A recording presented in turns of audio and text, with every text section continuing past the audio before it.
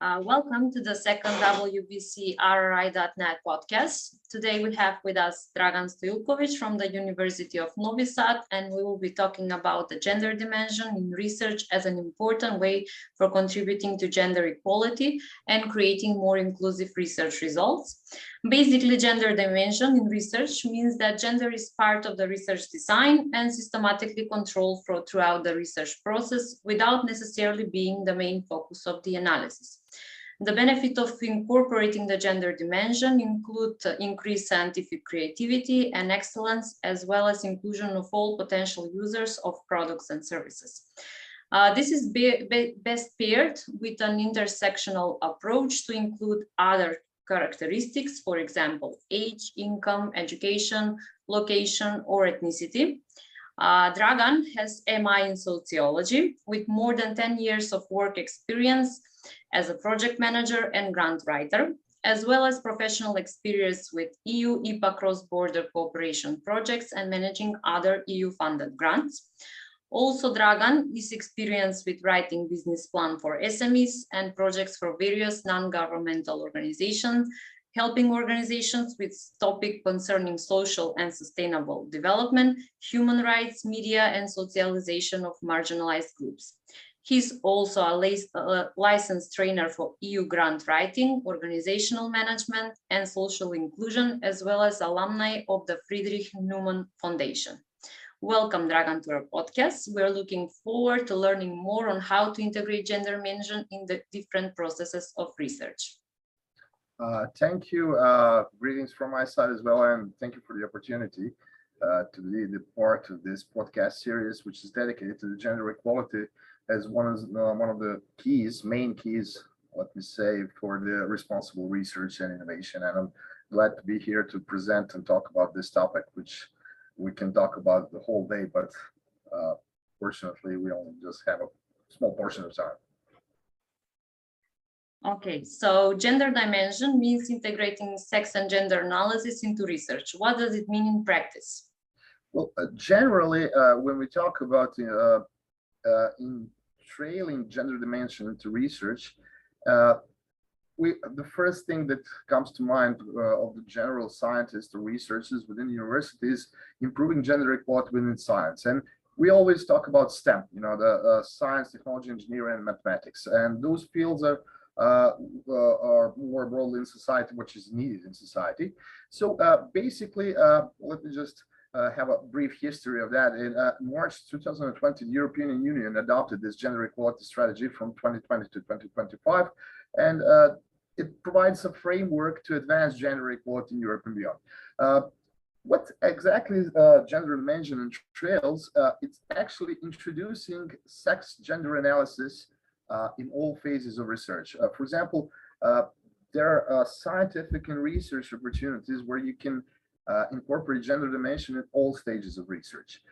It's not actually the gender mainstreaming, not just taking care of the both genders are equally represented. It's something more than that, actually.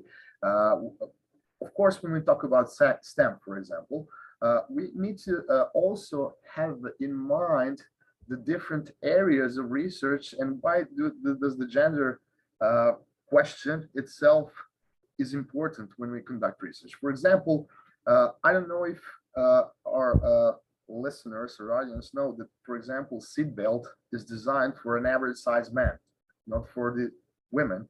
So it will not give the same level of protection on other types of bodies because mostly women have different types of bodies. Facial recognition as well has different algorithms that can correctly identify, I believe, 99% of men with light-skinned faces, and not as accurate with other genders. It's not accurate with, of course, other people with maybe darker skin. So 93% of light-skinned women are actually fall into the category that facial recognition algorithm correctly recognizes. Those are just some examples where gender dimension in research is important, why we need to have account both genders. Of course, it's also important, and we can talk about it, the gender mainstream, promoting gender equality in research teams, But it's also important when we conduct all the research that we take into account different gender characteristics, but without any social biases, without any prejudices, of course. So I believe that's my short answer to this. I'm hoping that I was clear on that. So, of course. Okay, so now I would like to ask about the methods. So what are the different methods used for integrating gender dimension in research and innovation? Well, there are different methods for sex and gender analysis because, first of all, sex and gender are different categories. One is biological trait, and the other one is, let's say, social construct, as a modern social science says. So it depends, firstly, on the research phase. Those are considered general methods. There are specific methods for different scientific fields. Actually, you cannot use the same methodology in all the scientific fields. And of course, it's always good when we talk about that to talk about gender equality plan, which I believe they're most important. So the gender equality plan is not just something that's the end of all the gender equality actions within one university. It's just it has to be concluded at some point, and then it's not the end of promoting gender equality in the organization. And it's important to understand that gender equality plans are also quality assurance model in the organizational change process. So also it's important that we need to include the gender perspective to be broadened to include other dimensions of diversity. I talked just now about the difference between taking into account different genders in research, and it's always good to have different methodology, but also an intersectional approach, and that could be helpful as well. And that intersectional approach can give us the broader perspective, and that's the basis for gender innovation. It's the importance to be integrated, that dimension, the sex and gender, to be integrated into the research and also into the teaching content. What it actually means, let me just put this down to earth a bit. The inclusion of the sex and gender dimension means the differences, biological, as we speak about sex and gender as a social constructs, are taken into account in research and are taken into account in teaching. So our knowledge, what we have now, is the basis on which future generations will build their societies. So it's therefore crucial that the knowledge that is created through research, through scientific method, and transfer through education is free of gender bias. That's really important. So if we look at potential sex and gender differences and issues related to gender equality, they also general, if we talked about gender equality plans that generate some added value in terms of research excellence per se, reproducibility, creativity, innovation. It brings in depth understanding of all people's needs and also understands and takes into account behaviors, different attitudes, and also enhances the social relevance of research and innovation. So it's kind of intersecting, it's also taking account the differences, and also it at the same time is trying to be free of biases.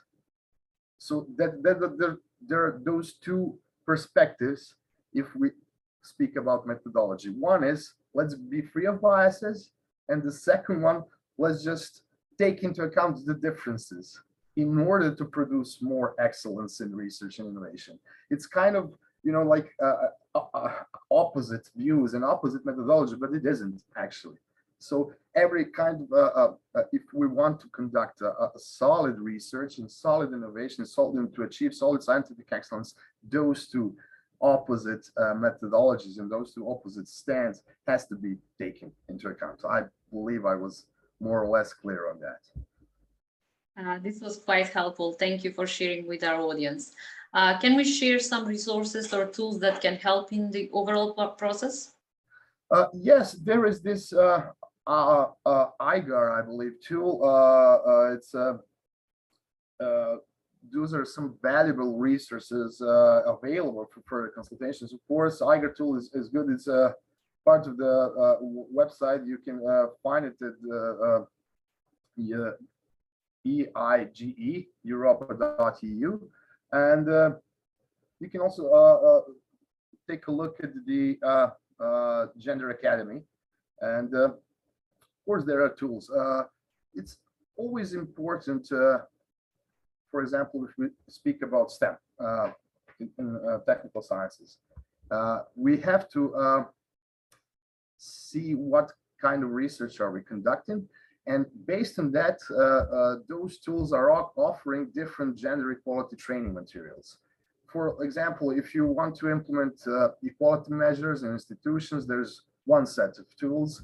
If you're a gender expert, which is already delivering or willing to deliver training sessions to research and innovation and higher education communities in Europe, there is a different set of tools. There are different set of tools, and they're all available online. It's they're open source, that are free to download and to distribute, and they're also come in different languages, which is good.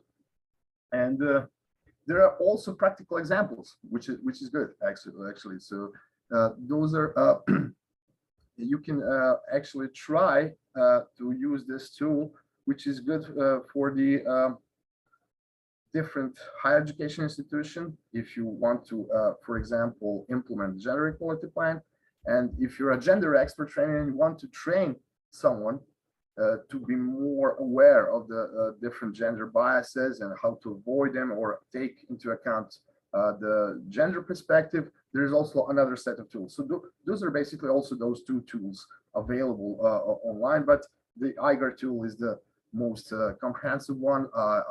As I said, it offers these two set of training materials, so you can check on that. And I was using some of those, and those are really good, even for someone who is not, let's say, versatile in social studies and can easily be recognized by any person who deals in higher education and wants to promote gender equality. Thank you, Dragan, for sharing all this valuable information and considerations to be taken into account when introducing gender dimension in research. Gender equality is one of the core European priorities, but unfortunately still not a reality. Consideration of the gender dimension in research can help in both addressing society needs and in utilizing better all its talents and diversity. Excellence does not only mean excellent science and innovative thinking, but also addressing issues such as gender equality and intersectionality. Would you agree with this, Dragan? Yes, absolutely. Because as I mentioned, we all now live in a society, global society, which has a lot of responsibility for future generations.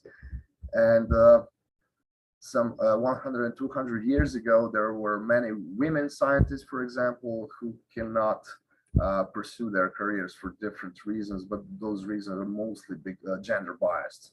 And as I said, not only biased by gender, but also biased by other traits. There are many researchers who actually sort of fell down and didn't get the chance to practice their science. So I believe this cross-sectional, multi-dimensional, multifunctional approach is actually good. So people who are in STEM need also to pay some attention to this other social background, and maybe their research will achieve a lot more excellence. Thank you once again, Dragan, for joining us. Thanks all for watching. If you would like to learn more about responsible research and innovation in the Western Balkans, follow us on social media. You can find the links below. And don't forget to subscribe to our YouTube channel for more podcasts from our WBCRI.net initiatives. And from me, goodbye and keep it responsible.